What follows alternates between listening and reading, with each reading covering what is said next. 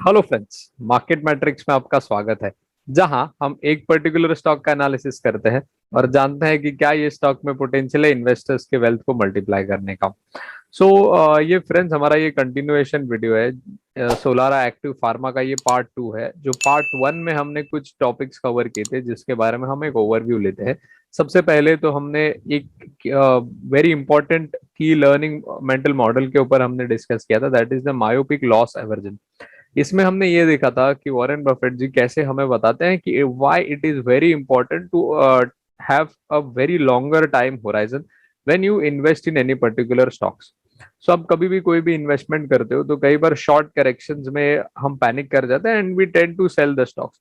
And जिसकी वजह से जब वो पर्टिकुलर स्टॉक जब 200-400% चले जाता है, we just keep looking at the rally and we are not able to enjoy the rally. So ये जनरली क्यों होता है? क्योंकि हमारा एक तो हमारा टाइम होराइजन काफी कम रहता है, शॉर्ट रहता है, जिसकी वजह से हमें वो पर्टिकुलर स्टॉक के लॉन्ग टर्म बेनिफिट्स पता नहीं होते। Hence it is very important to understand the structural change, to understand the business and to understand what the trend is, कहाँ पर वैल्यू माइग्रेशन हो रहा है, ये समझना काफी इंपॉर्टेंट है। तो ये कुछ बेसिक डिटेल्स हमने मायोपिक लॉस एवर्जन में अंडरस्टैंड की। फिर हमने जो सोलारा एक्टिव फार्मा का है उसका हिस्ट्री अंडरस्टैंड किया कि कैसे वो दो पर्टिकुलर कंपनीज के डीमर्जर से सोलारा एक्टिव फार्मा बना। एंड अभी करंटली जो उसने अरौर के साथ जो उसका मर्जर हुआ है, जो उसने अरौर को एक्वायर किया है, सो उसके क्या बेनिफिट्स हुए हैं वो भी हमने देखे। Again we studied the value chain of pharmaceutical industry. Pharmaceutical industry में क्या स्ट्रक्चरल चेंजेस आ रहे हैं, कैसे एपीआई जो पर्टिकुलर सेगमेंट है इसमें कैसे हमने आगे टेलविंड्स देखे, कि कैसे India is turning out to be most independent in from the China. और वो खुद ही कैसे एपीआई और एपीआई इंटरमीडिएट्स के जो पर्टिकुलर कंपनीज है जैसे जुबिलियंट इनग्रेविया या फिर आईओएलसीपी, ये कैसे सेल्फ बैकवर्ड इंटीग्रेशन प्रोसेस में लगे and how they are able to achieve success in backward integration. और जिसके वजह से और भी कुछ कंपनीज है जो कैसे बेनिफिट कर रहे हैं by getting completely independent from the China for the raw materials. क्योंकि चाइना जो ये कंट्री है, यहाँ पर काफी सारे आप देख रहे हो प्रॉब्लम्स आ रहे हैं एनवायरमेंटल इश्यूज के वजह से। उनके प्लांट्स, केमिकल और फार्मास्यूटिकल प्लांट शट डाउन हो रहे हैं। Again China plus one strategy play out कर रही है इन द कमिंग ईयर्स, जिसके वजह से चाइना की डिपेंडेंसी वैसे ही कम करनी पड़ जाएगी। हेंस ये जो स्ट्रक्चरल शिफ्ट आ रहा है और कौन से कंपनीज बेनिफिट कर रहे हैं वो हमने देखे।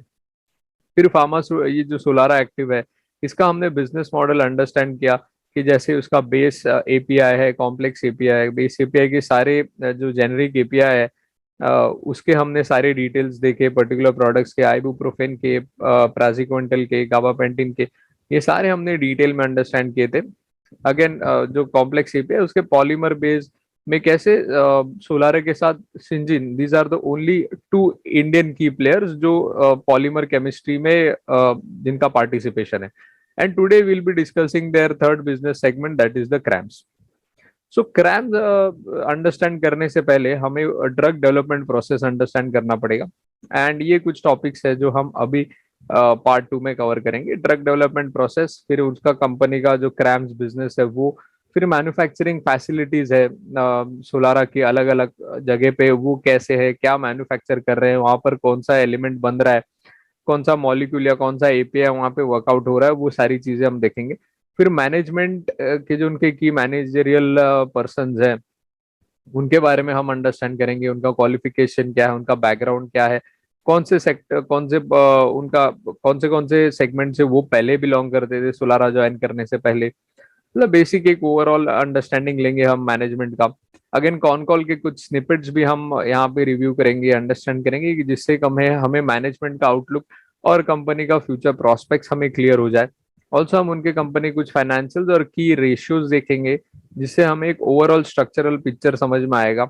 And will look into the Solara 2.0 strategy की जो मैनेजमेंट कह रहे हैं कि नाउ इट्स सोलारा 2.0, ये क्या है and how they are going to play out, और क्या उसमें आगे आने वाले ट्रेंड्स है वो भी हम जरूर देखेंगे। And finally will conclude by our closing thought by understanding the key drivers and what are the key potential risk in the company.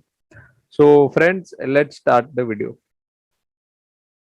So drug development process समझने से पहले हमें एक की ट्रेंड समझना पड़ेगा।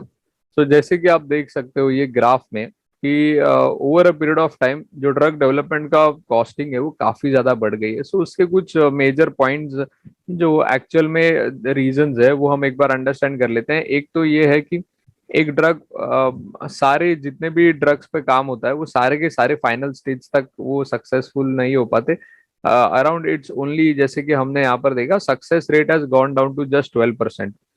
मतलब सिर्फ 10 to 12% ड्रग्स है जो लास्ट में कर जाता है। एंड अगर वो पर्टिकुलर इनोवेटर कंपनी का इतना सारा पैसा गया रहता है उसके अंदर for developing a particular product, क्योंकि कई बार क्या होता है कि आपको मल्टीपल ट्रायल्स करने पड़ते हैं, मल्टीपल चीजें उसके साथ एक्सपेरिमेंट करनी पड़ती है, जिसकी वजह से जो एक ड्रग बनाने का कॉस्टिंग है वो काफी ज्यादा बढ़ जाता है।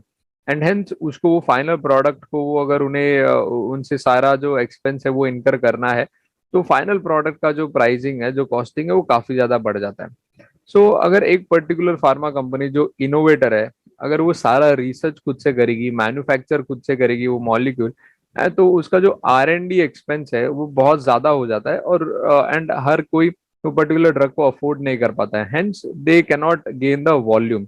सो अगर वॉल्यूम में वो ड्रग अगर सेल नहीं होगा तो आपको जो है उतना बेनिफिट नहीं मिल पाएगा। हेंस ये काफी टाइम कंज्यूमिंग होता है ये process, hence they need helpers. तो जिसके वजह से अगर एक पर्टिकुलर कंपनी सारा रिसर्च और मैन्युफैक्चरिंग खुद से करेगी तो उसके लिए लगने वाला कॉस्ट है वो काफी ज्यादा एक्सपेंसिव हो जाता है।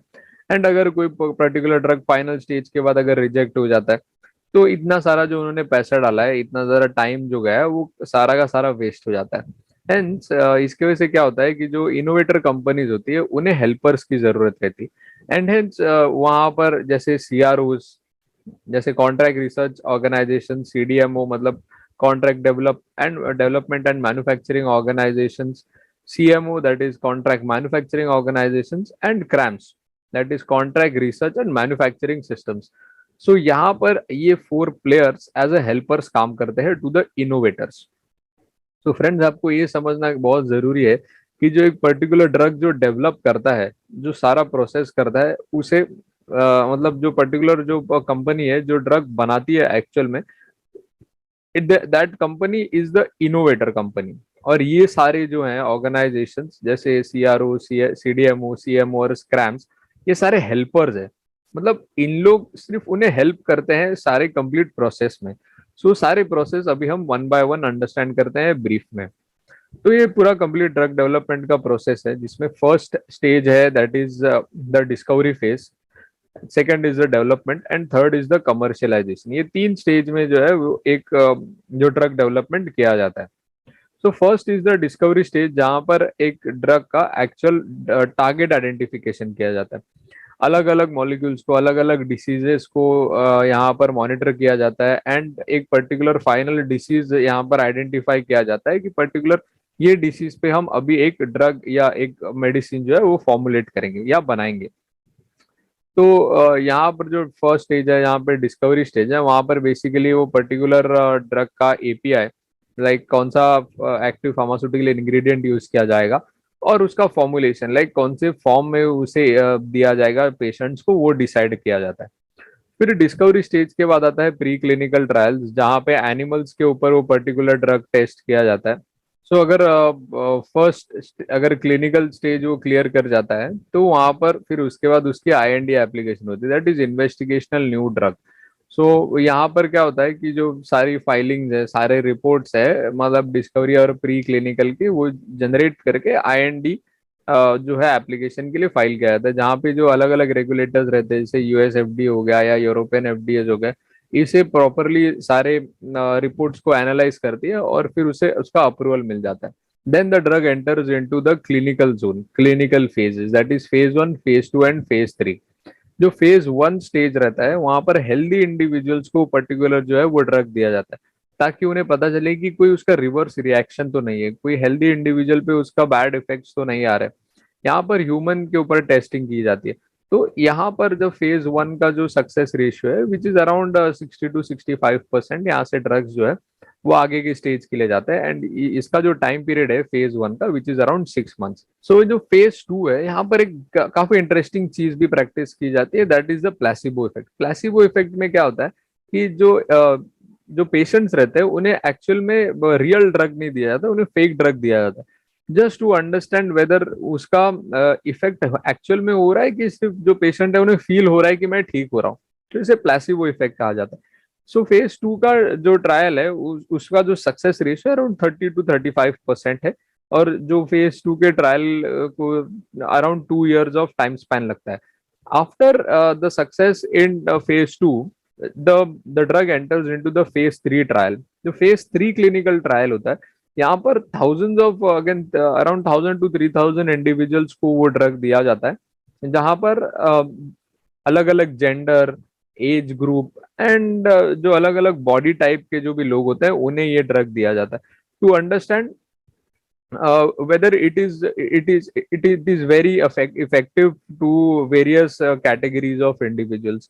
So यहाँ पर यहाँ से ये काफी डिफिकल्ट स्टेज होता है, जब यहाँ से जो सक्सेस रेशियो होता है, जो सक्सेस परसेंट होता है वो अराउंड 20 to 25% ऑफ प्रोबेबिलिटी होती है यहाँ से ड्रग आगे बढ़ने के लिए। सो अब ये तीनों clinical trial, that is phase 1, phase 2 and phase 3 जब कंप्लीट हो जाता है, देन द जो इनोवेटर कंपनी है वो उसे एनडीए के लिए फाइल कर सकती है। So NDA is nothing but the new drug application. मतलब अभी वो सारे फेजेस कंप्लीट हो चुके हैं, एनिमल्स पे भी टेस्ट हो चुका है, ह्यूमंस पे भी टेस्ट हो चुका है, and now the drug is been ready to go into the market. So NDA के लिए होता है, वो एनडीए के लिए जब फाइलिंग की जाती है तो उसमें आपको सारी सारी की सारी चीजें उसमें मेंशन करनी रहती है, लाइक प्री क्लिनिकल के रिपोर्ट्स, ये क्लिनिकल फेज 1, फेज 2, फेज 3 के रिपोर्ट्स के सारे डिटेल्ड में उसमें वहां पे मेंशन करने पड़ते हैं। अगेन उसमें वो भी चीजें डालनी पड़ती है कि कौन से इंग्रेडिएंट्स डाले हैं, एनिमल्स पे क्या इफेक्ट आया है, हर एक इंडिविजुअल पे कैसे इफेक्ट आया है। तो सारी ये काफी मोटी एक किताब बन जाती है जिसे ड्रग मास्टर फाइल कहा जाता है। एंड देन जो ड्रग मास्टर फाइल है वो एनडीए के लिए जाती है, न्यू ड्रग एप्लीकेशन के लिए जाती है। So after NDA approvals, the drug enters into the manufacturing phase. So that is the commercialization phase, जहाँ पे जो पर्टिकुलर ड्रग है उसका मैन्युफैक्चरिंग के लिए देखा जाता है कि उसका पैकेजिंग कैसे होगा, उसको अलग अलग फिर उसे मार्केटिंग के लिए भेजा जाता है, जहाँ पे जो ड्रग है वो एक्चुअल में फॉर हेल्पिंग द पेशेंट्स के लिए एक्चुअल में यूज किया जाता है। सो इसके बाद एक और फेज होता है, that is the surveillance phase, जहां पर जो वो ड्रग है उसके ऊपर सर्विलेंस रखा जाता है फॉर 2 to 5 years, जहां पे वो ड्रग का कुछ एक्चुअल में उसका रिवर्स इफेक्ट तो नहीं आ रहा है, कुछ हैजार्ड इफेक्ट तो नहीं वो कर रहा है for longer period of time. तो वो सारी चीजें भी देखी जाती है। सो जो कंप्लीट ड्रग डेवलपमेंट प्रोसेस है उसको 10 to 15 years लगते हैं एक पर्टिकुलर ड्रग बनने के लिए और मार्केट में आने के लिए, और इसका जो सक्सेस रेट है वो अराउंड जस्ट 10 to 12% है। सो अभी अंडरस्टैंड करते हैं जो अलग अलग हमने सीआरओ सीडीएमओ वगैरह देखे थे उनके एक्चुअल में रोल्स ये पूरे ड्रग डेवलपमेंट में, वो इनोवेटर्स को कौन से फेजेस में या कौन से प्रोसेस में हेल्प करते हैं। सबसे पहले आते हैं सीआरओस, जो इनोवेटर कंपनीज को डिस्कवरी फेज में हेल्प करते हैं, एक पर्टिकुलर ड्रग को डिस्कवर करने के लिए उन्हें हेल्प करती है, प्री क्लिनिकल स्टेजेस में हेल्प करती है, IND that is investigational new drug application file करने के लिए हेल्प करती है। अगेन फेज 1, फेज 2 ये दो स्टेज में बेसिकली हेल्प करती है। फिर उसके बाद आते हैं सीडीएमओस। सीडीएमओस जो होते हैं वो प्री क्लिनिकल में उन्हें हेल्प नहीं करती है, but they help in the development in the phase 3, NDA के एप्लीकेशन में हेल्प करती है, अगेन मैन्युफैक्चरिंग एंड मार्केटिंग में उसे हेल्प करती है। Those are called the contract development and manufacturing organisation. फिर आती है सीएमओ जो सिर्फ मैन्युफैक्चर और मार्केटिंग के लिए हेल्प करती है, and there is a complete range जो जिसे क्रैम्स कहा जाता है, वो पर्टिकुलर ऑर्गेनाइजेशन रहते हैं जो कंप्लीट प्रोसेस में एक पर्टिकुलर इनोवेटर कंपनी को हेल्प करते हैं। सो अगर कोई कंपनी क्रैम्स में है, सो ये काफी ज्यादा वेरी बिग पार्ट हो जाता है एक पर्टिकुलर कंपनी के लिए, क्योंकि इनोवेटर जो कंपनी है वो क्रैम्स को जो क्रैम्स में रहते हैं ऑर्गेनाइजेशन उन्हें छोड़ नहीं सकती। Pre clinical and clinical trials में हेल्प किया रहता है, इवन मैन्युफैक्चरिंग और मार्केटिंग में हेल्प किया रहता है। तो वो जो क्रैम्स में जो भी रहता है वो कंप्लीटली डाइवर्सिफाइड, उनको एक्सपांडेड नॉलेज रहता है पूरे ड्रग डेवलपमेंट प्रोसेस का, वो पूरा एक एक पार्ट जानते रहते हैं वो ड्रग का। हेंस जो कस्टमर स्टिकीनेस रहती है यहाँ पर, जो इनोवेटर कंपनीज की ये कंपनीज के साथ स्टिकीनेस रहती है वो बहुत ज्यादा रहती है। हेंस यहाँ पर स्विचिंग कॉस्ट भी बहुत ज्यादा रहते हैं। अगर जो इनोवेटर कंपनी है उन्हें क्रैम्स का जो अगर एक कंपनी को छोड़ के जो उन्हें हेल्प कर रही है उसे छोड़ के अगर कोई दूसरे कंपनी पे स्विच करना है तो काफी ज्यादा कॉस्ट वहां पर इनकर उन्हें करना पड़ता है एंड काफी ज्यादा टाइम भी उन्हें देना पड़ता है, क्योंकि इतनी सारी फाइलिंग जो होती है वो अगर कोई, जैसे अगर कोई कंपनी उसे प्री क्लिनिकल और क्लिनिकल ट्रायल्स में हेल्प किया है तो उन्हें फेज 3 या फेज 2 में अगर उन्हें छोड़ के किसी और के पास जाना तो पॉसिबल नहीं हो सकता है। सो ये जो क्रैम्स ऑर्गेनाइजेशंस रहते हैं they are even paid if the drug fails, और उनके जो रिलेशनशिप रहती है with the innovators is very a long term relationship, जिसके वजह से उन्हें प्रॉब्लम्स एज सच फेस नहीं करनी पड़ती, क्योंकि ड्रग फेल होने के बाद भी they are been paid and also अगर ड्रग सक्सेसफुली अप्रूवल मिल भी जाता है तो यहाँ पे इतने ट्रेमेंडस वॉल्यूम्स आते हैं कि उन्हें फायदा होता ही होता है। सो हेंस अगर कोई कंपनी क्रैम्स में, it is very important to understand कि उसे आगे जाके success, it's going to be a tremendous opportunity for such companies अगर वो सक्सेसफुली क्रैम्स बिजनेस को अगर उसे अप्लाई कर पाते हैं तो। सो कई बार क्या होता है कि जो कंपनीज होती है वो एकदम स्टार्ट से क्रैम्स में नहीं रहती, या तो वो सीआरओ में होती है और फिर बाद में पर्टिकुलरली उसे फॉरवर्ड इंटीग्रेट करती है। मतलब जो रिसर्चर्स रहते हैं वो जो जो ऑर्गेनाइजेशंस ने एक इनोवेटर कंपनी को रिसर्च में हेल्प किया है they also extend their abilities and they get into the manufacturing and marketing process, जहाँ पे वो CDMO as a CDMO role play करते हैं and then they eventually become the CRAMS. या फिर जो कंपनी सीडीएमओ में जिसने फेज 3 या मार्केटिंग और मैन्युफैक्चरिंग में वो पर्टिकुलर कंपनी को हेल्प किया है, they get into reverse, that is backward integration, and hence they get into the research, they also help some companies in their research, and hence they जब CDMO research भी करने लग जाती है so it eventually we get the cramps। सो ऐसा similar case हुआ है सोलारा के साथ।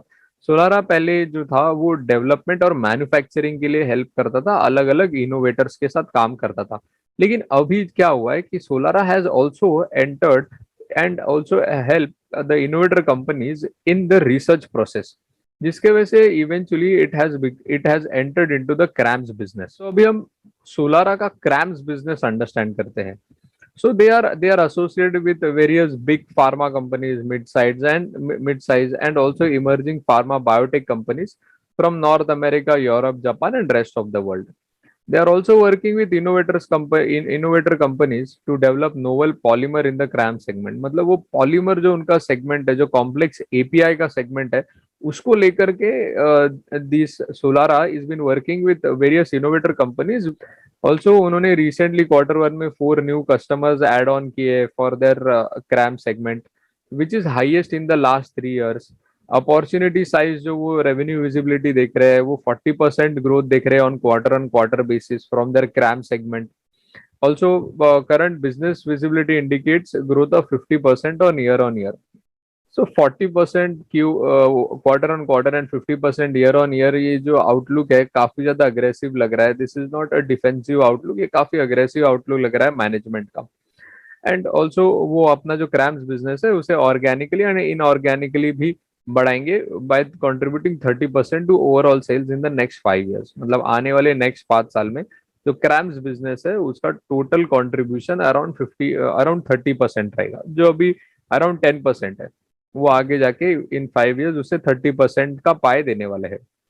सो अगर हम उनकी कैपेबिलिटीज देखेंगे क्रैम्स बिजनेस में तो सिरल केमिस्ट्री है, पॉलीमर केमिस्ट्री है, sugar chemistry, photo chemistry, high potent chemistry, inorganic chemistry, enzymatic chemistry और फ्लो केमिस्ट्री, जैसे आप देख सकते हो काफी ज्यादा कैपेबिलिटीज है उनके क्रैम सेगमेंट को लेकर के।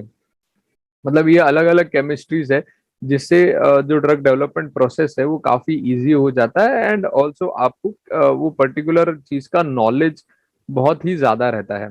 एंड आप देखोगे तो R&D, उनके 2 R&D सेंटर्स है, 5 मैन्युफैक्चरिंग साइट्स है उनके पास total 25 successful US FDAs plant है एंड उनके पास टोटल 30 years ऑफ एक्सपीरियंस है सोलारा के पास। तो अभी हम उनके मैन्युफैक्चरिंग फैसिलिटीज के बारे में देख लेते हैं। सो उनके पास टोटल 5 मैन्युफैक्चरिंग फैसिलिटीज है, जिसमें से जो पुदुचेरी की है, कुडलोर और अंबरनाथ की फैसिलिटी है वो उन्हें स्ट्राइड्स शाशून से मिली है।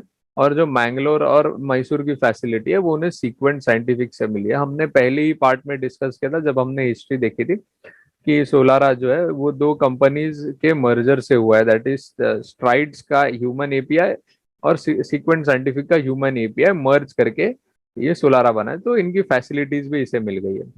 And except Ambernath and Vizag, they are operating at 80 to 90% of capacity utilization, which is a great sign.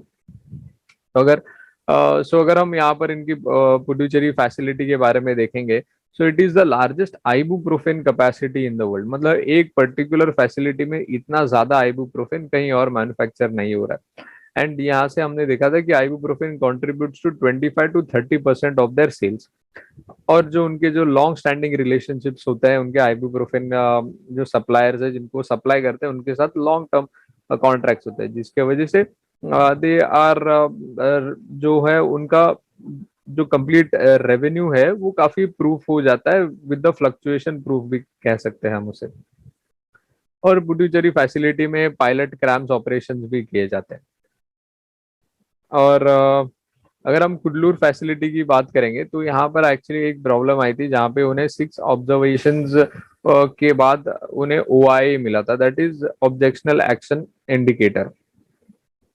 तो मतलब वहां पे जो उनका एक पर्टिकुलर एपीआई है उसके ऊपर क्वेश्चन किया गया था क्योंकि वो उस पर रेगुलेटरी रिस्क आ गया था, it is eventually leading to cancer, ऐसा बताया गया था। सो ये पर्टिकुलर चीज के बारे में हम आगे डिटेल में देखेंगे, जो क्या न्यूज थी और कौन सा वो पर्टिकुलर एपीआई है जिसके वजह से जो कुडलोर है ये फैसिलिटी पे ओआई आया था।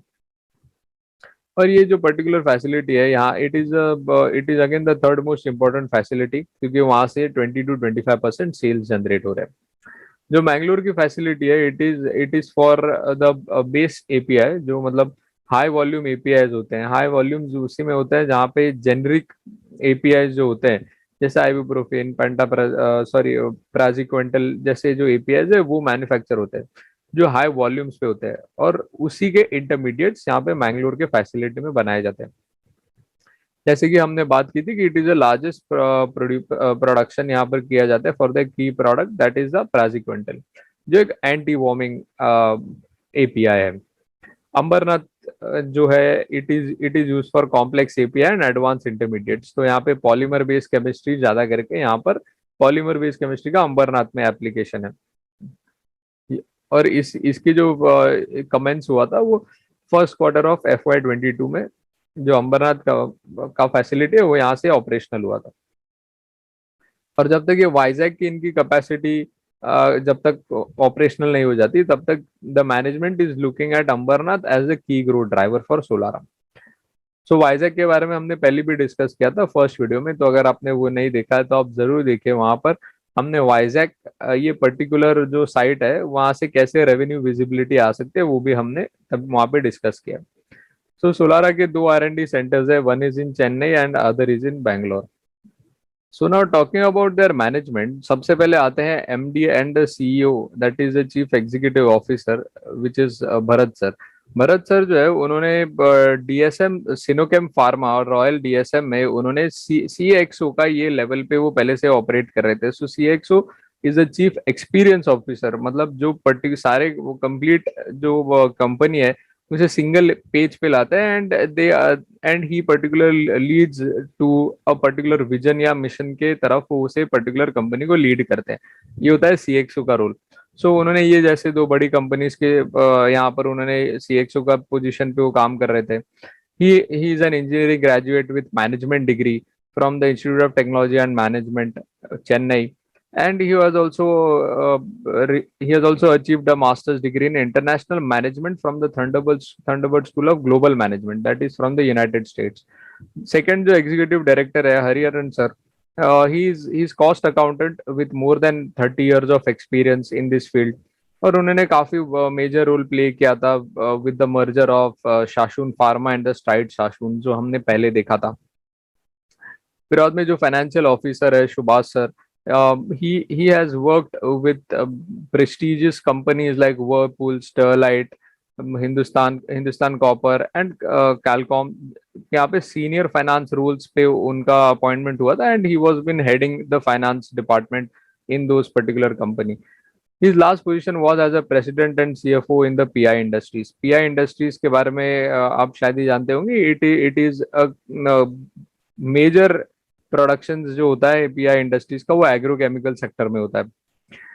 It is related to agrochemical sector. फिर आते हैं CEO, that is chief operational officer Srinivasa ji sir ji रहते हैं. ये जो in a 24 years of experience है. He has worked with again big companies like doctor Reddy, Strides pharmaceutical, Murthy pharma and Medrich and Shasun pharma जैसे बड़ी बड़ी कंपनीज के साथ इन्होंने काम किया है. एंड देन इनके जो चीफ बिजनेस ऑफिसर है Venkatesh sir, he has a 29 years of experience. He is basically a chemical engineer by professor, and he is also a IRCA certified pharmaceutical quality auditor. So IRCA हम सभी जानते हैं कि it is basically a rating agency. जो IRCA that is या फिर care हो गया, ये सारे जो है रेटिंग एजेंसीज है. उन्होंने इसे इन्हें वेंकटेशन सर को फार्मास्यूटिकल क्वालिटी ऑडिटर ये उन्हें सर्टिफिकेट दी है. He has also worked with Claris Life Science, Aurobindo, Shashun, Sun Pharma जैसे बड़ी कंपनीज के साथ उन्होंने काम किया है. And next comes the chief quality officer जो सुंदरा सर है. He is basically a post graduate in organic chemistry with 24 years of experience. He is leading this particular role, and he has worked with Shashun Pharma Limited, Rambaxi Laboratories, Newland Labs, and Stride Shashuns Limited, and followed by, and now he is also working as a chief quality officer in Solara. जो chief human resource officer है Roy sir, इन्हें 30 years of experience है in this particular field. He has a leadership position in British American tobacco, Mahindra and Mahindra, Jindal steel and power limited, Ashok Leyland and MRF. जैसे आप देख सकते हो काफी बड़े बड़े जो कंपनीज है उनके साथ इनके मैनेजर्स, इनके जो मैनेजमेंट टीम है वो पहले काम कर चुके हैं. अगेन जो सीनियर VP हैं जो स्वामीनाथन सर है, he has more than 25 years of experience, और इन्होंने Jubilant life science, Alembic, doctor Reddy laboratories, orchid and Ranbaxy जैसे बिग जायंट्स के साथ इन्होंने भी काम किया है. So, काफी ज्यादा स्ट्रॉन्ग मैनेजमेंट है with strong experience and well settled management है. हमें लगता है कि ये जो मैनेजमेंट है वो काफी अच्छे से जो सोलारा को है वो आगे लीड कर सकती है. अभी हम कंपनी के कॉन कॉल्स के कुछ स्निपेट्स डिस्कस कर लेते हैं. सो द मैनेजमेंट के जो उनके फाउंडर है that is Arun Kumar sir ji, he is very much focused and visionary towards Solara in the long term. जो वो देख रहे हैं कि in the next coming 5 years Solara will be among the top 10 players. He now currently Solara is a small cap, comes in the small cap, and he ambitions to see Solara in the top 10 players. Also उनकी revenue visibility है इन the coming 5 years is $750 million. अभी currently जो company का जो revenues है it is around 200 to 220 million dollars, and जिसके लिए उन्हें अराउंड 18 to 24% के CAGR से ग्रो करना पड़ेगा इन the next 5 years. And he is also looking for increase in EBITDA, जो इसका रेंज है अराउंड 23 to 25% का, जो अभी भी ये सेम रेट से ग्रो कर रहे हैं, आगे आने वाले 5 साल में भी वो सेम रेट से ही ग्रो करने का प्लान कर रहे हैं. सो उनका मेजर फोकस रहेगा साइंस पे, मतलब कौन से साइंस, जैसे हमने पहले उनके साइंस देखे, पॉलीमर साइंस देखा एंड अलग अलग डिफरेंट टाइप के उनके साइंस की केमिस्ट्री देखी, उस पर वो सबसे ज्यादा फोकस्ड रहेगा. उनका न्यू प्रोडक्ट्स और उसकी DMF फाइलिंग्स वगैरह पर उनका फोकस रहेगा. And also major part that is the cost improvement programmes पे ऑब्वियसली उनका काफी ज्यादा फोकस्ड रहेगा. And also the management says कि they'll be investing around 200 to 250 crores in the capex every year continuously in the coming next 3 years. So यहाँ पर हम थोड़ा सा मार्जिन कॉन्ट्रैक्शन देख सकते हैं अगर कंपनी इतना ज्यादा इन्वेस्टमेंट कर रही है तो. So I think that this margin contraction जो भी रहेगा वो सिर्फ स्मॉल शॉर्ट स्पैन के लिए रहेगा, और अगर हम टाइम होराइजन बढ़ा देंगे तो यहाँ से जो रेवेन्यूज है वो कुक होके वापस आना स्टार्ट हो जाएगा, and hence it will start flourishing the company with great cash. जो सोलारा के फाउंडर है अरुण कुमार सर जी, इन्होंने क्रैम्स बिजनेस को लेकर के एक जनरल आउटलुक दिया है. उन्होंने ये बताया कि क्रैम्स बिजनेस को डेवलप होने के लिए अराउंड 2 to 3 years का टाइम स्पेन लगता है. सबसे पहले they start with the bespoke assets, that is developing assets based on the desires and needs of an individual. मतलब कोई इनोवेटर कंपनी का जो नीड रहेगा उस बेसिस पे वो पर्टिकुलर प्लांट या सेटअप करते हैं अपने फैसिलिटीज का। सो पहले उन्हें वो करना पड़ता है for the CRAMS business, and eventually the investments in this space start coming in the next 2 to 3 years। So overall अगर हम स्पैन देखें तो एक पर्टिकुलर जो क्रैम्स बिजनेस है उसको प्ले करने के लिए अराउंड 3 to 5 years का स्पैन लगता ही लगता है। सो अगर हम आगे जाके देखें, जो भरत सर है उन्होंने उनके क्रैम्स बिजनेस को लेकर के ये कहा है कि most of our CRAMS is in contract manufacturing. मतलब कॉन्ट्रैक्ट मैन्युफैक्चरिंग पे उनका ज्यादा फोकस है, and some in the contract development. We don't do yet a lot of hardcore contract research. मतलब जो हमने पहले जो प्रोसेस देखा था, जो सीडीएमओ रहते हैं वो बैकवर्ड इंटीग्रेट करते हैं, रिसर्च में भी प्ले करते हैं, and hence they become a completely integrated company, that is cramps. जो भरत सर है वो यही कह रहे हैं कि they are majorly into the contract manufacturing and some in development, and now also they are working. मतलब कॉन्ट्रैक्ट मैन्युफैक्चरिंग जो होता है वो लास्ट पार्ट रहता है, उसके आप थोड़ा सा अगर आप पीछे जाओगे, मतलब बैकवर्ड इंटीग्रेट करोगे, you will enter into the contract development phase. उसको और अगर आप पीछे बैकवर्ड इंटीग्रेट करोगे then you will also play in the research space. So इस तरह से जो भरत सर कह रहे हैं कि this is how the chain is. तो अभी करंटली वो मैन्युफैक्चरिंग कर रहे हैं, then they will start and some the development part भी वो कर रहे हैं, and eventually they will turn into a CRAMS business. So अभी इतना ज्यादा नहीं कर रहे, but they are looking forward in their research space also. So we focus on solving top chemistry challenges where science is the differentiator. It is no longer about the cost and capacity alone in the cramps. It is about what you bring on the chemistry. The third thing is what we are focusing on is on the chemistry. हमने पहले भी उनके chemistry के processes देखे थे cramps business में, जो आप यहाँ फिर से देख सकते हो। Serial chemistry, polymer chemistry, sugar chemistry, photo chemistry, ये सारे जो लाइनअप है इनके कैपेसिटीज का, ये पर्टिकुलर केमिस्ट्री पे फोकस करना चाहते हैं। सो जितना ज्यादा आपका एक पर्टिकुलर केमिस्ट्री पे या सेट ऑफ केमिस्ट्री पे आपका वर्चस्व रहेगा, उतना ही ज्यादा से ज्यादा आपको बेनिफिट होगा क्रैम्स बिजनेस में, क्योंकि उतना ही डेवलपमेंट फास्ट होता है, उतना ही इनोवेटर जो कंपनी है उतना ही जल्दी वो पर्टिकुलर ड्रग को इनोवेट कर पाती है, and hence the cash starts flooding in the company. So उन्होंने रिसेंटली ये भी कहा है कि they have started adding new customer, pipeline strong and conversion ratios are getting better. Also they see a 50% year on year growth in their CRAMS business. Again Nitin Agarwal sir जो है उन्होंने Arun Kumar sir को जब क्वेश्चन किया था कि आप आने वाले 5 साल में या 3 to 4 years में आप कैसे रेवेन्यू विजिबिलिटी देख रहे हो, is it from the older legacy जो उनके प्रोडक्ट्स है, ओल्ड प्रोडक्ट्स है, उनसे देख रहे हो, या जो न्यू प्रोडक्ट्स है उनसे देख रहे हो। So here Arun Kumar sir ji says कि cross selling is the booster. मतलब वो क्रॉस सेल करने वाले हैं, जो न्यू प्रोडक्ट्स है वो ओल्ड कस्टमर्स को बेचेंगे, एंड ओल्ड प्रोडक्ट्स है वो न्यू कस्टमर्स को बेचेंगे, एंड इवेंचुअली जो मर्जर्स एंड एक्विजिशंस करेंगे उससे भी उनका जो डीएमएफ है, डीएमएफ फाइलिंग जो है वो ऑर्डर बुक काफी ज्यादा स्ट्रांग होगा, and even they aspire to be a cost leadership in their with their new technologies, and they are currently not focusing on asset turns, but they are majorly focused on high gross margins. So gross margin ज्यादा से ज्यादा हमने देखे थे complex APIs में है, cramps में है, यहाँ पर ये जो प्रोडक्ट्स है वो हाई ग्रॉस मार्जिन प्रोडक्ट्स है, उन पर उनका ज्यादा फोकस रहेगा। अगेन आपके मार्जिन एक्सपांशन तब हो सकते हैं जब आप बैकवर्ड इंटीग्रेट करते हो।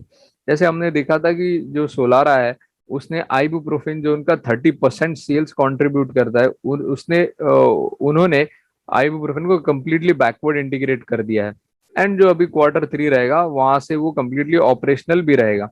हेंस आने वाले टाइम में यहाँ से मार्जिन एक्सपांशन हम काफी अच्छे से एक्सपेक्ट कर सकते हैं। जो सोलारा है वो कॉम्प्लेक्स बिजनेस के, कॉम्प्लेक्स एपीआईज के साथ साथ क्रैम्स बिजनेस पे भी फोकस करेगा, एंड मेजरली आई थिंक आगे जाके वो जो उनके बेस एपीआईज है या जेनरिक एपीआईज है उसको बैकवर्ड इंटीग्रेट कर लेंगे, and eventually they will become the cost leader in their base segment, और या फिर generic API segment, and they will also simultaneously improve their complex and the CRAMS business side by side. So अभी हम Solara 2.0 ये क्या है, how how the management is looking forward at Solara in the coming 3 to 5 years, उसका हम एक बार देख लेते हैं, एक ओवरव्यू देख लेते हैं। सो सोलारा 1.0 के बाद they have started their new journey of Solara 2.0, जहाँ पे they are majorly focusing on the generic API, जैसे मैंने पहले भी कहा था। They are backward integrating the process, they are adding new new products, and hence they are becoming the cost efficient in their generic API space। और जो new technology and capacity है वहां पर वो फर्मेंटेशन ये टेक्नोलॉजी भी introduce करने वाले हैं आने वाले टाइम में। जो फर्मेंटेशन ये टेक्नोलॉजी है यहाँ पर micro organisms and enzymes use किए जाते हैं for the production of compounds. जो सीआरओ बेसिकली ये सेगमेंट में आता है, कॉन्ट्रैक्ट रिसर्च जो सेगमेंट है वहां पर ही आता है। और अलग अलग केमिस्ट्रीज में वैसे ही ये आगे अपना जो फुटप्रिंट्स है वो बढ़ाने वाले। सो जो फर्मेंटेशन ये जो टेक्नोलॉजी है यहाँ पर बहुत ही लिमिटेड प्लेयर्स है ये पर्टिकुलर स्पेस में। अगर ये फर्मेंटेशन का टेक्नोलॉजी अगर ये अच्छे से इम्प्लीमेंट कर लेते हैं तो आगे जाके जो रेवेन्यू विजिबिलिटी है वो बहुत ही ज्यादा बढ़ जाएगी। Again they are planning to transition into the CRAMS business, जहां से उन्हें काफी अच्छे से ग्रोथ वो एक्सपेक्ट भी कर रहे हैं और उन्हें जो ऑर्डर बुक है वो आ भी रही है। They are adding more and more customers in this space. Also inorganic ambitions भी है उनके। इनऑर्गेनिक एक्सपेंशंस में जैसे वो अलग अलग जोग्राफीज में अलग अलग जगह पर they'll try to acquire the companies जो अलग अलग चीजें मैन्युफैक्चर कर रही है। जैसे हमने देखा था अरोर का जो एक्विजिशन था वो कितना ज्यादा सक्सेसफुल रह सकता है, अभी भी काफी अच्छा है। उनके कैपेसिटीज वगैरह ऐड हुए हैं, नए कस्टमर्स मिले हैं, न्यू प्रोडक्ट्स मिले हैं। सो इस तरह से वो इनऑर्गेनिक भी ग्रोथ देख रहे हैं विद रिस्पेक्ट टू सोलारा।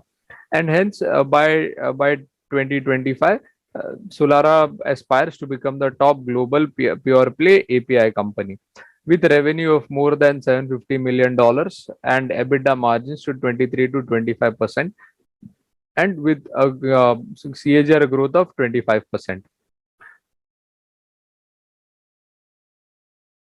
सो अगर हम इनका जो पिवट्स देखेंगे तो they are very much focusing on regulated market, backward integration पे फोकस कर रहे हैं।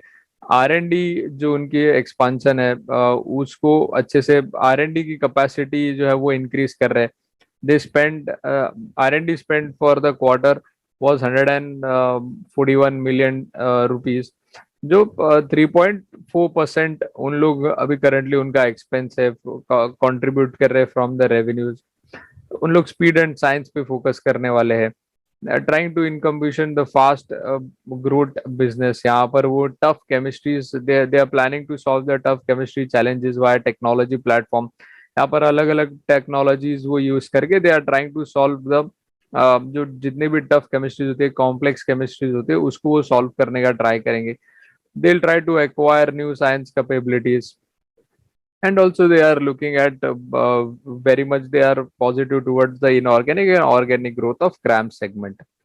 अगर हम इनके कुछ रिटर्न्स रेशियोज देखेंगे तो इसका जो ROE और ROC है which is very much acceptable around the 20 and 15 levels, and जो आगे जाके भी अराउंड 18 to 10% के आसपास इनका ROC और ROE और ROC हो सकता है। अगर हम कैश फ्लो जनरेशन की बात करें तो ऑपरेटिंग कैश फ्लोज इनके काफी अच्छे से इंक्रीजिंग ट्रेजेक्टरी में है, and same is the free cash flow. Free cash flows को हम ओनर्स अर्निंग भी कंसिडर कर सकते हैं। सो अगर जो फ्री कैश फ्लो जितना ज्यादा कंपनी के पास रहता है उतनी ज्यादा अपॉर्चुनिटीज ज्यादा रहती है कंपनी के पास। सो फ्री कैश फ्लोज का होना बहुत ही ज्यादा पॉजिटिव अप्रोच समझा जाता है। तो यहाँ पर आप देख सकते हो जो लास्ट ईयर में अराउंड नेगेटिव था वो अभी अच्छे से पॉजिटिव में यहाँ पर हम देख सकते हैं। अगेन एबिटा एबिटा ग्रोथ जो है वो अगेन इंक्रीजिंग ट्रेजेक्टरी में, वो आगे जाके स्टेबलाइज हो सकता है क्योंकि इनके इनका एक्सपेंशन और इनके R&D एक्सपेंसेस काफी ज्यादा है। हेंस यहाँ पर हम स्टेबलाइज देख सकते हैं। अगर हम operating cash flow to EBITDA ratio देखेंगे तो ये रेशियो हमें ये बताता है कि एक पर्टिकुलर कंपनी अपने सेल्स में से कितना कैश एक्चुअल में कलेक्ट कर पाती है। सो आप देखोगे तो FY18 में अराउंड 80% वो कैश जनरेट कर पा रहे थे, 20% फ्री फ्लोट था, मतलब वो मार्केट में था जो रिसीव हुआ नहीं था मतलब कलेक्ट नहीं कर पाए थे। 2019 में अरे थोड़ा थोड़ा सा गिर के 75% कैश उन्होंने जनरेट किया। अगेन 2020 में वो अराउंड 95% कैश वो एक्सट्रैक्ट कर पा रहे from their sales, which is a very good sign. So अगर आप इनके रेशियोज देखेंगे तो आने वाले ये जो 3 साल है यहाँ पर इनके जो ईपीएस है वो ग्रोइंग ट्रेजेक्टरी में है, बुक वैल्यू पर शेयर अगेन ग्रोइंग ट्रेजेक्टरी में। एबिटा जो 17 था अभी 50 है, पैट भी 92 से 95 हो गया है, which is great. EV by EBITDA and sales by EBITDA ये जितना कम होते जाता है उतना ज्यादा अच्छा है। तो अगर सेल्स आपके बढ़ रहे हैं, अगर सेल्स आपके बढ़ रहे हैं तो इवेंचुअली ये जो रेशियो है वो आपका छोटा छोटा होते जाएगा। तो यहाँ पर आप देखोगे ऑपरेशनल रेशियोज में देखोगे रॉ मटेरियल वर्सेस सेल्स का परसेंट देखोगे, तो सेल्स जितना ज्यादा होगा और आपके रॉ मटेरियल एक्सपेंसेस उतने ही रहेंगे या कम होते रहेंगे, तो ये रेशियो है आपका डिक्रीजिंग ट्रेजेक्टरी में आपको दिखाई देगा, which is a very positive sign. जो पहले 50 था वो अभी 44 है, तो यहाँ पर आप देख सकते हो 50 से 45 हुआ, फिर 44 है, which is a great sign. अगर डेट टू इक्विटी रेशियो देखोगे तो वो भी नेट डेट इनका इवेंचुअली कम होते जा रहा है। आरओसी जो है इंक्रीज हो रहा है, EBITDA मार्जिन इनके ओवरऑल 15% से 24% हुए। So the some of the negative factors which I see is the debtor days, जो 76 से 63 तो हुए, लेकिन 63 से 109 हो गए, मतलब उन्हें अराउंड 100 डेज लग रहे to collect cash from the market, from their customers. Inventory days भी अनस्टेबल है, डेज पेएबल भी 127 से 132 है और अभी 156 है। सो ये अगर ये डेज पेएबल मतलब ये कितने जल्दी अपने जहाँ से वो माल उठा रहे हैं या जहाँ से रॉ मटेरियल ऐसा ले रहे हैं उनको पे करने के लिए उतने उन्हें कितना टाइम लग रहा है वो डिफाइन करता है। सो अगर वो बढ़ रहा है so which is a negative sign. Cash conversion cycle भी इनका 60 था, अभी 100 से 102 पे चल रहा है, which is not so good sign. अगर हम वर्किंग कैपिटल डेज भी देखेंगे तो 149 से 60 हुए, 60 से 100 एंड अभी 118। So this is again not so good sign. तो finally giving talking about the closing thought, अगर हम की ड्राइवर्स देखें कंपनी के, सो उन्होंने काफी सक्सेसफुल एक्विजिशन किया। जैसे अरोर का हमने यहाँ पर उनका एक्विजिशन देखा था, काफी ज्यादा पॉजिटिव सेंटिमेंट्स है हमें लग रहे हैं उसको लेकर के, क्योंकि काफी ज्यादा ऑर्गेनिक ग्रोथ यहाँ पर हमें देख सकते हैं, न्यू कैपेसिटीज ऐड हुए हैं, न्यू कस्टमर्स, न्यू प्रोडक्ट्स, काफी चीजें यहाँ पे अपॉर्चुनिटीज ओपन अप हुई है with the acquisition of Aurore by Solara. अगेन इनका क्रैम्स में एंट्री हुआ है। They are not very much into the research organisation, but they have started developing new chemistries and they have also acquired some customers, like 4 customers हमने देखे, उन्होंने उन्हें मिले in the first quarter. So यहाँ से revenue visibility काफी ज्यादा दिख रहे हैं, लाइक 50% ईयर ऑन ईयर वो रेवेन्यू विजिबिलिटी यहाँ से दिख रही है, which is a great sign. इनके न्यू प्रोडक्ट्स लॉन्च हो रहे हैं, इनके अलग अलग जो डीएमएफ्स है काफी ज्यादा पाइपलाइन में, which is a great sign. Backward integration इन्होंने काफी अच्छे से कर लिया है देयर की, जो उनका प्रोडक्ट है आइबुप्रोफेन का, उसको isobutyl benzene that is IBB उन्होंने बैकवर्ड इंटीग्रेट कर लिया है, which is a great sign, जिसके वजह से उनकी जो डिपेंडेंसी है चाइना पे कम हो जाती है, and eventually they turn out to be big cost efficient player in the coming years. Again उनकी जो न्यू कैपेसिटी है वाइजैक में लग रही है, जो अभी फेज 1 जिसका कंप्लीट हुआ है, वहां से भी रेवेन्यू विजिबिलिटी काफी ज्यादा ट्रेमेंडस है। सो अगर हम पोटेंशियल रिस्क की अगर बात करें तो ट्रेड रिसीवेबल्स के बारे में हमने पहले ही देखा कि रिसीवेबल उसके बढ़ रहे हैं। सो यहाँ पर अगर आप देखोगे ईयर ऑन ईयर, जैसे 31 मार्च 2020 और 21 को देखोगे, तो उनके ट्रेड रिसीवेबल्स काफी ज्यादा बढ़ गए, वो भी अनसिक्योर्ड है, जैसे 226 करोड़ के थे, अभी 484 करोड़ के हो गए, which is not a good sign. यहाँ पर एक मतलब काफी मॉनिटर करने जैसी चीज रहेगी ये। अगेन आप उनके लास्ट क्वार्टर के अगर चेंज इन इन्वेंट्रीज देखोगे Q4 से Q1 में, सो उन्हें कहीं ना कहीं यहाँ पर जो जो उनके प्रोडक्ट्स है वो सेल करने में यहाँ पे दिक्कत आ रही है। यहाँ पर आप देख सकते हो पहले 0.48 करोड़ उसके उनके जो प्रोडक्ट्स है वो सेल नहीं हुए थे, लेकिन अभी अराउंड 73 74 72 टू 73 करोड़ के जो इन्वेंट्रीज है वो उनके पाइलअप हो चुके हैं, वो सेल नहीं कर पा रहे। सो उसके रिलेटेड जब हमने थोड़ा सा रिसर्च किया तो हमें पता चला था कि उन्हें जो कॉन्ट्रैक्ट शिपमेंट उनका Q1 में होने वाला था वो कहीं ना कहीं डिफर्ड हो गया, एंड नाउ अभी वो Q2 में जाएगा। सो Q2 के रिजल्ट्स में हमें ये पार्ट जरूर देखना इंपॉर्टेंट रहेगा कि इनके जो इन्वेंट्रीज है, चेंजेस इन इन्वेंट्री का ये पर्टिकुलर जो लाइन आइटम है, वहां से वहां पे वो क्या, जो सोलारा के मैनेजमेंट है वो यहाँ पर क्या पोस्ट कर दिए, वो हमें देखने जैसा रहेगा। अगेन हमने देखा था कि जो रिसीवेबल्स है वो बढ़ रहे हैं, क्योंकि एंड रिसीवेबल डेज अगर आपके बढ़ते हैं, अगर आप जल्दी से जल्दी कैश कलेक्ट नहीं कर पाते हो, सो आपके डेली एक्टिविटीज के लिए आपको लोन उठाना पड़ता है, शॉर्ट टर्म लोन, जिसके वजह से आपके वर्किंग कैपिटल इंक्रीज हो जाता है, आपके इंटरेस्ट एक्सपेंसेस इंक्रीज होता है। So it is very very very crucial and very important to collect cash on the right time, क्योंकि अगर वो बढ़ने लगता है तो इवेंचुअली आपके बैड डेट्स भी बढ़ जाते हैं। So now talking about the second thing, that is the promoter change। उनका प्रमोटर जो है, जो हमने देखा था, अरुण कुमार जी, ये काफी ज्यादा M&A करते हैं, that is mergers and acquisitions करते हैं। एक पर्टिकुलर कंपनी से निकल के दूसरे कंपनी में काफी जल्दी चले जाते हैं वो। सो यहाँ पर भी अगर सीक्वेंट साइंटिफिक के साथ भी हमने ये देखा, जब वो कार्लाइल ग्रुप के साथ जब उनका मर्जर हुआ था, जब कार्लाइल ग्रुप ने 74% स्टेक सीक्वेंट साइंटिफिक में लिया था और इन्होंने रिजाइन किया था, तो हमने देखा था स्टीप फॉल आया सीक्वेंट साइंटिफिक में, which is again it is not the only reason but one of the reason जिसके वजह से हम यहाँ पर एक फॉल देख सकते हैं, क्योंकि जो इन्वेस्टर्स होते हैं उनका जो आउटलुक रहता है पर्टिकुलर कंपनी को लेकर के, वो बहुत शॉर्ट टर्म रहता है, जिसके वजह से स्पेकुलेशन के वजह से उन लोग डर जाते हैं and they end up in selling the stocks and booking the profits and loss. So margin contraction due to expansion भी हम यहाँ पे देख सकते हैं। जैसे हमने पहले भी देखा था, द कंपनी जो है वो अराउंड 250 करोड़ का एक्सपांशन करने वाली है एवरी क्वार्टर। सो जिसके वजह से जो हम मार्जिन में बेस शॉर्ट टर्म के लिए हम कॉन्ट्रैक्शन देख सकते हैं इन द कमिंग 3 इयर्स, लेकिन इवेंचुअली इसका जो फायदा है वो आगे जाके जरूर होगा कंपनी को। Next is the regulatory risk. जो फार्मास्यूटिकल इंडस्ट्रीज होती हैं या केमिकल इंडस्ट्रीज रहती है, they are very much expose to the regulatory risk. अगर कोई भी एक पर्टिकुलर आपका प्रोडक्ट अगर इनएफिशिएंट पाया जाता है कोई भी पॉइंट पे, तो वो प्रोडक्ट आपको तभी की तभी बंद करना पड़ता है, जिसके वजह से आपके जो पूरा लाइन ऑफ सेगमेंट है, सप्लाई चेन है या फिर प्रोडक्शन लाइन है, वो हैम्पर हो जाता है, जिसके वजह से आपको काफी नुकसान फेस करना पड़ता है। सो सिमिलर केस एक बार सोलारा के साथ भी हुआ था। FDA, that is Food and Drug Administrator, testing confirmed that the levels of NDMA, that is nitrosodimethylamine in ranitidine, can increase even in normal storage conditions, and that the levels can increase significantly at the higher temperatures। मतलब ये जो NDMA है, that is नाइट्रोसोडाइमिथाइलामाइन, इसका ये एक cancer causing agent है। मतलब even in the normal storage conditions में इसके जो लेवल्स है वो धीरे धीरे बढ़ते रहते हैं।